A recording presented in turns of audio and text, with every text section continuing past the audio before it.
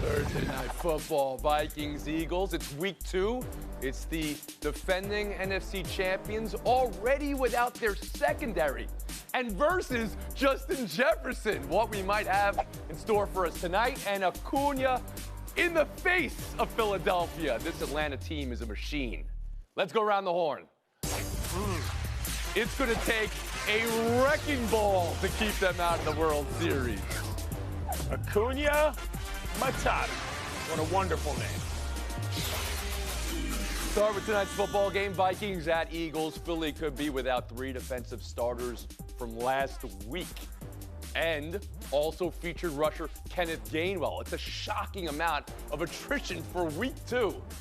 And they had that sluggish second half while beating New England. On Minnesota's side, they aired it out in week 1. Justin Jefferson had a huge first half, but then nothing really in the second. And Minnesota didn't have the weight up enough to stop Baker Mayfield. They lost to Tampa. Tim, that's how they go in. Expectations for tonight and the number one thing that will decide this game. Around the horn to you. I think the game being played in Philadelphia will have a lot to do with it, Tony. I think we'll see a lot different Eagles team. This reminds me of last year when the Eagles started with a pretty sloppy win in Detroit, 38-35, I believe, where the defense didn't look like it had much. And then they got home, and the way they get off the line of scrimmage at home and what that does to the visiting offensive line is a completely different animal. And I think Kirk Cousins would be under siege anyway. They're going to be missing 1, maybe 2 offensive linemen. To me, that makes up for a lot of the Eagles' deficiencies. But I still don't know exactly who this Eagles team was last week that could not run the ball at all with any consistency, and they were number 1 in the league running it last year. So I don't think they're going to get all the way back to last year's level, but close enough to win comfortably. Israel Gutierrez?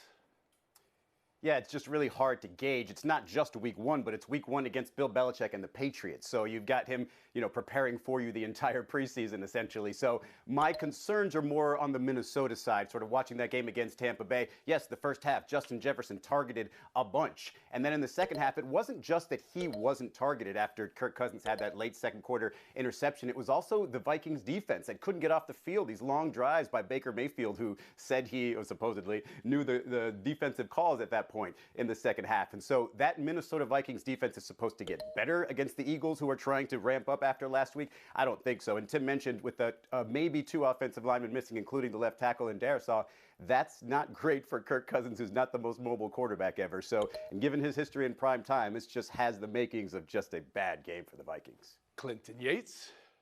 Yeah, there may be question marks, but last week one team won playing tonight, and last week the other team did not. So my question marks remain with the Vikings and what that offensive line can do to keep Cousins upright. Because in general, that is not a dude who inspires a lot of confidence in people in primetime games. I'm sorry. The guy's in like his 10th year in the league, and he's still talking about how it's on me to put together the basics of getting 75 plays together to win a football game. It doesn't feel like the Vikings have as much confidence in themselves as they should. Jefferson didn't have a great game last year, but I do think that defensive line of the Eagles is going to be what the difference is and dominate the Vikings team. And Woody Page. It comes down to 2 quarterbacks. Hurts last week didn't run the football. He only ended up picking about 20, 25 yards up, and he didn't throw the ball down the field. They had no pass that was beyond 20 yards. So he's got to actually take over that running game a bit more, since Gainwell is going to be out of the game probably, and he's going to have to throw the ball down the field against this Vikings team. On the other side, in terms of Cousins, last week he was second in the league with 73% of his plays being pass plays. You can't beat the Philadelphia Eagles on the road if you're going to throw 73% of the time. And in regard to Jefferson, last year he had problems against Slay. I think that happens again. I think because of the Philadelphia Eagles having secondary problems on injuries, that they're going to say to Slay, just pick him up on every play, because last year he defended him on 6-7 plays.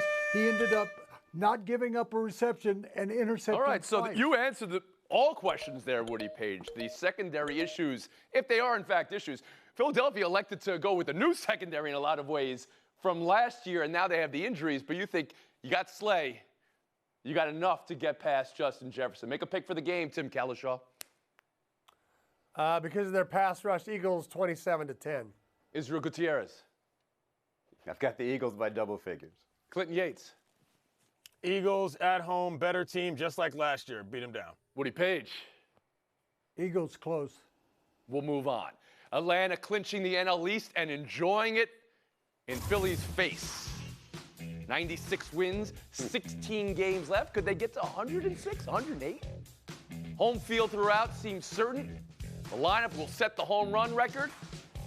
Spencer Strider dealt again last night. He's going to lead the league in strikeouts. Olsen leads the league in home runs and RBIs. Acuna leads the league in stolen bases, is a possible MVP.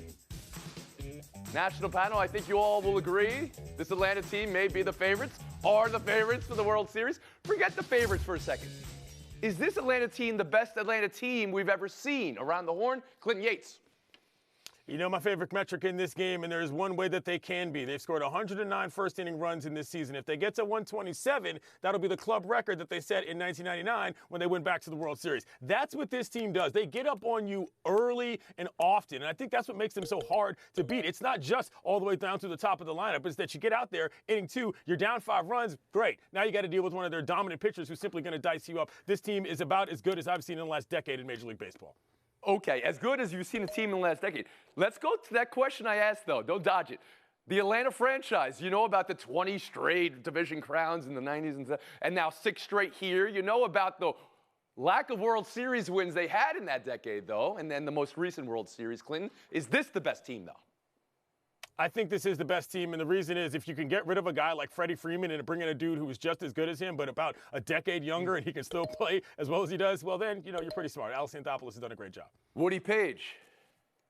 When I was covering the World Series in the 90s and watching that team with that pitching staff rotation that they had, I thought that was the best team that I'd seen in baseball for years and years, and they couldn't pull off winning back-to-back World Series or even a second World Series. And I watched this team in a 3-game series recently, and I went, wow, this is better than that 90s team. But I have to go back, and I'm sorry, I have to go back to 58 when they had Warren Spahn, Lou Burdette, Eddie Matthews, Hank Aaron, and they beat the Yankees 4-3 in the World Series. Listen to Woody Cook. That's the best Braves team of all time.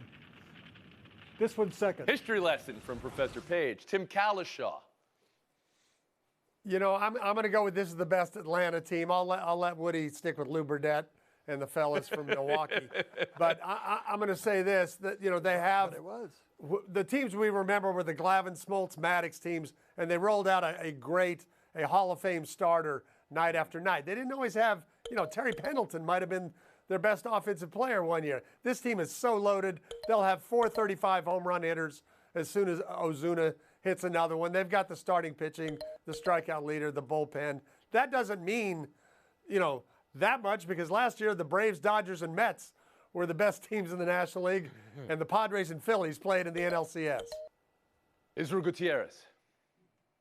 Yeah, I've got to go back to my youth and sort of revisit those names that Kalishaw mentioned with Glavine, Maddox, and Smoltz. And you go into those games, you would go into those games or a series if you had them all lined up as starters and thinking, man, this is going to be long and drawn out and we're going to have to maybe win a 1-0 game. And this team is different. It intimidates you from the beginning, like Clinton said, with those first inning runs. And the difference, the reason I put this team above is those 4th and 5th games, because it's every game. This lineup is just a nightmare for opposing pitchers. And just look at the team numbers. They lead MLB in everything: homers, on base, slugging, OPS, every single statistic. And you can't really remember saying that about those Braves teams, especially not on the offensive side. Yes, on the pitching side and the starting side, they were great, but you can't really say they absolutely dominated a side of the ball for an entire season the way this team has. I think this is the best Braves team ever. A side of the ball. Interesting. Not an expression I hear often for side of the diamond. I knew maybe. you were going to hang up. Clinton Yates, please. Michael Harris II was the Rookie of the Year last year, one of the most dynamic arms and one of the most ranges in center field. He bats 9th on this team. It's unbelievable. The 282 home runs they have right now leads the league by such a margin that if Matt Olson was just taken out of the lineup completely, and hello, he leads the league in home runs, they would still lead the league in home runs. Kalishaw, I'll give you the last word. Well, I'm just thinking about the team that won 2 years ago, won the World Series, upset the Astros if it was an upset, and Ronald Acuna wasn't even playing that season. So, you know, you add him, you add just that element among the other players they've developed since then. This is a much better team than the one that won it 2 years ago. Last night in Philadelphia, you know, that's a rivalry, and Philly knocked out Atlanta last year. And you saw how Acuna went through that and worked through that. I saw this on the big diamond vision in Philadelphia. Couldn't believe it. Philly is congratulating Atlanta for their division championship. That's some brotherly love. We'll see how it plays out in the postseason. Buy or sell next. Welcome back to Around the Horn, brought to you by Chase. Coming to you from the Seaport District at Pier 17. Oh, it's always fun when we have to come back to the stage for a correction here. Woody Page, you had the 1958 Milwaukee team, the Atlanta franchise, being their greatest of all. That was a team that lost the World Series. It was the 57 team that won the World Series against the Yankees in 7. Same lineup. Same lineup, but I think you would say the team that won the World Series had a better year. I think you would agree on that. We'll move on. Just a rounding error, Woody. It's fine. Buy or sell one.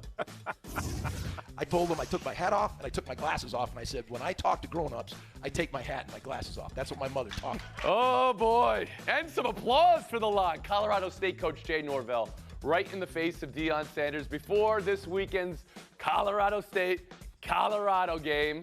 Woody Page, you will be there. This is your account as far as pregame material goes. Fair or foul from Norvell to call out Deion? Wise or unwise? It was not very smart, honestly. He should know better, having been in Reno with the University of Nevada. He knows about odds, and their odds are just miserable against CU. But last week, Matt Rule put his team on the CU logo at midfield, and guess what happened to them? You don't want to really shake that cage and shake up the quarterback and his father. Tim Kalisha. This was definitely foul. You know, I knew big things were coming to Colorado as a freshman there in 1973. I didn't know it would take 50 years. I thought Billy Waddy would be more involved in the turnaround. But now that they've got this team, yes. Are the Buffs going to blow them out? Yes. So you believe this little pregame chatter just increases the amount that Colorado will be Colorado State? All right. Israel, Colorado State comes in as an underdog up against Deion. Is it all right for Jay Norvell to mix it up a little bit? Oh, I think it's fair. I mean, when somebody comes at you with heat or with some extra sauce like Deion does, what are you going to do? Just cower and back up? No, you just give him something back. Whether or not, it's not like you can pick on his team. His team's been performing well, so just go ahead and go at Deion. Now, is it wise? No, it's terribly unwise, and you're probably going to lose by 10 more points than you would have normally. So, but yeah, if you're a coach and you just got to, dig your feet in and stand up for your team, yeah, go ahead. Clinton Yates, how'd you see?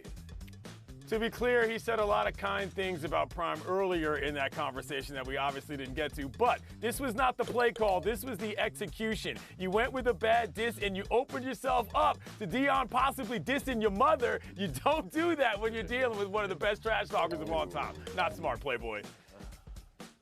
Buy or sell two baseball news of the day. Boston Red Sox firing Chaim Bloom, the team's chief baseball officer. He was brought in 4 years ago after the team won a World Series, after Dave Dombrowski was let go, to undo some of the big contracts and start a rebuild. You'll know this is when they traded Mookie Betts. First step.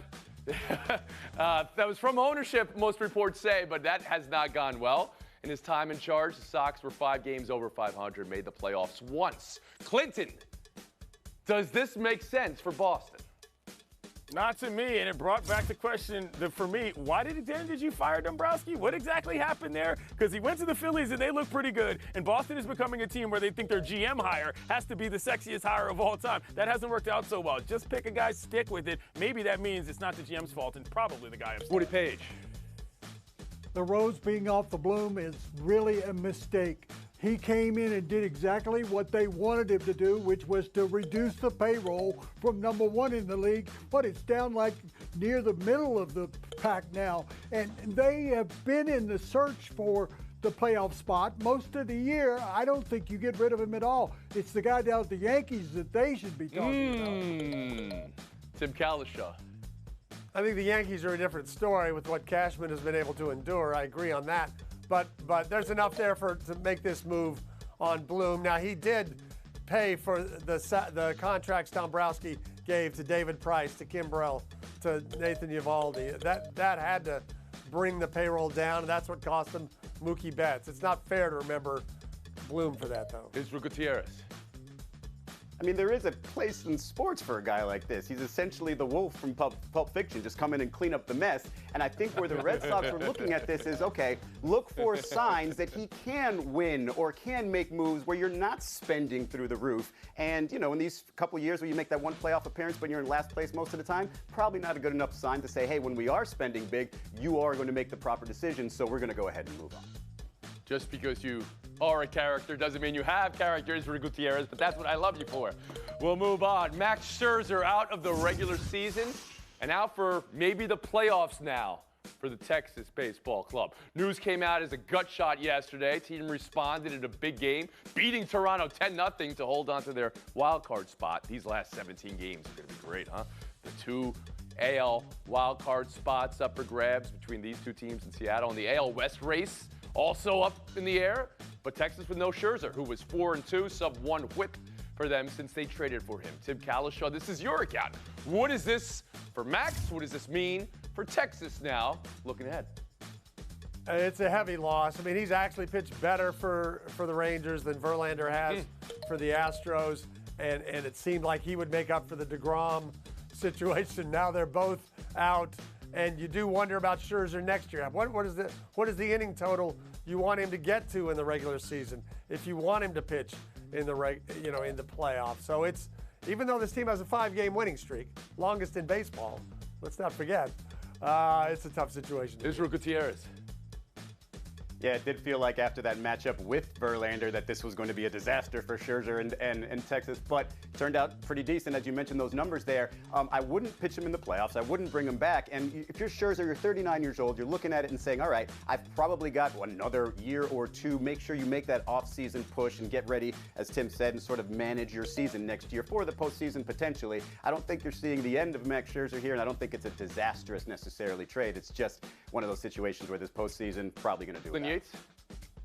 When the deal was made, I sat on this very show and I said you can't depend on Max Scherzer to make it all the way through the season, and unfortunately that's what ended up happening. I also said that I thought the Rangers would be fine because I thought this was a good team before they picked him up. Whatever they were going to be, they'll still be, as Tim noted, with their 5-game win streak, but Scherzer was never going to be a difference maker and isn't. So you don't question their playoff status right here with this losing a Hall of Fame pitcher they just acquired from the trade line. Woody Page, how about you? A Hall of Fame pitcher who often doesn't throw in the World Series. I don't know that he's through for the year. After doing my research, he had 17 games that he started that he pitched at least 6 or 7 innings. So I don't think his career is over, Israel. I think he does have something left in the tank, and he's had a good year up until now, and I think he'll try to come back if they go far in the playoffs. Tim, so I'm going to put it all on tonight's game. If they sweep Toronto, they're going to be a wild card. Putting it all on one game. It's a must-win game. One game. It's one game. It's great that they're playing each other, and the way the schedule works out in the AL West, everybody's playing each other too.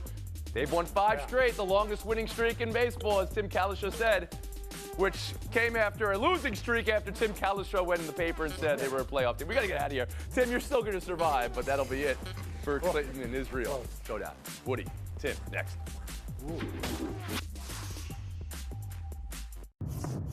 We talked about teams at the top of the wild card earlier.